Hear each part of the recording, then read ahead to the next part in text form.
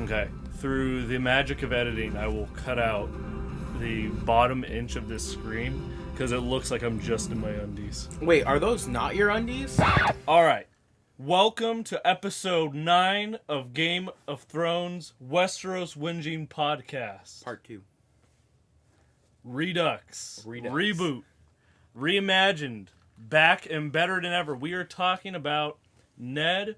This is an episode filled to the brim with symmetry. Just a shit ton of like callbacks. You know what I mean? Like I feel like because we'll talk spoilers at the end of the episode as well. Like end, beginning, it's all one thing. And by starting with Ned in captivity and ending with him being beheaded, obviously a lot of stuff happens in between, but it's really fucking good. I mean, it starts out. How the fuck do you say? We'll go into spoilers later. I mean, no. And then you go like, I realize how it sounded. Here's how it ends. No. I realized how it sounded, so I clarified because that's what I meant was we're gonna go into spoilers right now. We're gonna talk about the end, talk about the beginning, because that's really what this like episode is it's so much as I can't just talk about like, oh, this beginning part, let me talk for 50 minutes and then talk about the end, because really the strengths of this episode is how much the beginning matches the end, and we got to talk about that together. You know what I mean? Yeah. So the fact that the episode starts on a real close-up of his face and it ends with a real close-up of his face, it's captivity, it's, you know, death. What's kind of interesting is that this whole beginning part, we ended last episode with the betrayal of Ned by Littlefinger, right? Yeah. So you have like all of the advantage, all of everything that Ned had going into this season is gone. Everything's been taken away. He has no family, he has no allies, he has no bannermen. Everything is gone. Yeah. And who is left when everything else has failed? Varys, I promise you it isn't poison.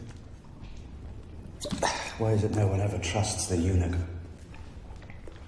Felt so Shakespearean. Like this felt like he's already dead in the beginning of this episode, and that's what I mean. Like as far as spoilers go, because like the answer was Varys, by the way. Varys, and it what it feels like, and I was getting to that. It's called the gift of gab, Jesus. I was setting it up. All right, it's called the gift of running your goddamn mouth. Varys just it feels like he's in purgatory. You know what I mean? I feel like when he has the knife at his throat at the end of the last episode, which already sets up him being beheaded, it's over. You know what I mean? Yeah. This whole jail like dungeon sequence feels like he's already dead, and he's almost having this like sort of like moment with God, Varys. You know what I mean? So it's kind of ironic. Because the way that it kind of feels is that that's the case. But here's the thing, it's kind of like it sets up this idea and then it completely changes it on you. It switches on you at the last minute. Okay. So you have like this moment of you understand that there's maybe a world where someone could get out of the situation, but that person is not Ned Stark, because Ned Stark will never humiliate himself. He'll never degrade himself enough to survive this. He'll never, like Sansa did, beg for his life. But that's the actual right? thing, though. He does. But then he does it. Yeah. Then he does beg for his life in the form of giving up his honor and lying. But then you find out it was doomed from the start because Joffrey is a little bit of a cunt. So that's the thing, right? Is and I wrote this in my notes. No matter how much you sacrifice, it means nothing in the Game of Thrones. You know what I mean? Because it's just like... Because as Cersei said, when you play the Game of Thrones, you either win or you die. Right, and you can There literally... is no middle ground. you can give everything. That doesn't mean you're going to win. Only one can win. Mm-hmm. But, you know... Because what's more important than... Kind of makes it a vacuous statement then, okay? This scene also reminds me so much of like what we haven't seen but what we've heard about, which is like Jaime talking about Ned's father. You know what I mean? Yeah. Must be strange for you coming into this room. I was standing right here when it happened. It was very brave, your brother, like your father too. They didn't deserve to die like that. Nobody deserves to die like that.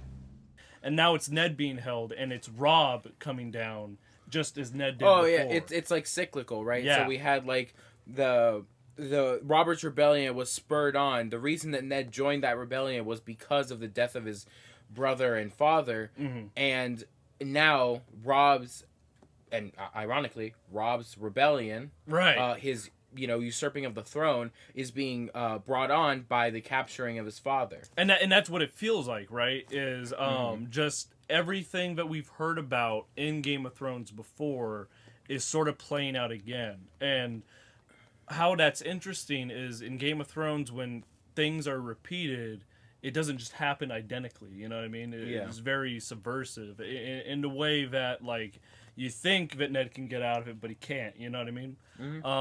Rob's journey in this episode is a fantastic one. You know what I mean? Yeah. It reminds me a lot of Robert Baratheon. The way, like, him at the same age almost was just going up against, Ares and just fucking kicking ass. You know what I mean? Yeah. I think the best part about Rob's kind of journey is that he's an untested warrior, and he's an untested, leader of men. We haven't seen what he really does in the face of battle. We haven't seen any of this. So to finally see the type of man he'll be on the battlefield, not just one who will, send off people to die in a pointless battle. He's strategic, he's smart, but he also understands the toll of this battle as a whole.